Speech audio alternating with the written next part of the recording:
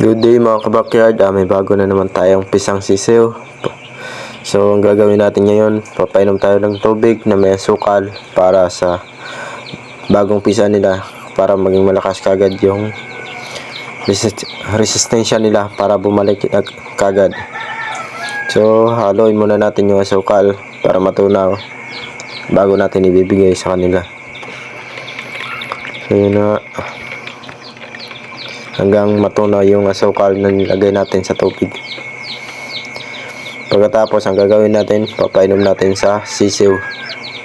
Lulublob natin yung ulo sa tubig na may asukal isa-isa, para pag lagay natin lahat, masanay kagad sila na uminom. So yun, isa-isahin natin sila.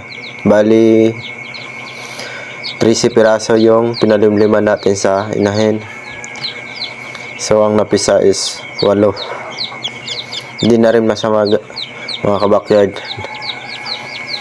yung napapisa natin sa inahin.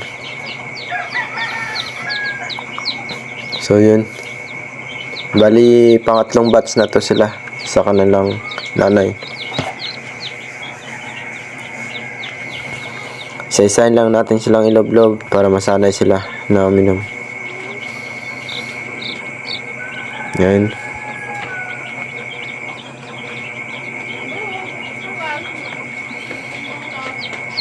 Sa inyo guys, anong ginagawa nyo sa inyong mga sisiw kapag bagong pisa? Ganito lang yung ginagawa ko sa aking alagang sisiw sa bagong pisa, para bumalik agad yung resistensya nila galing sa paglimlim.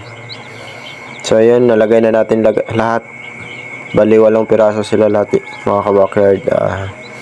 Yan, tiyan nyo yung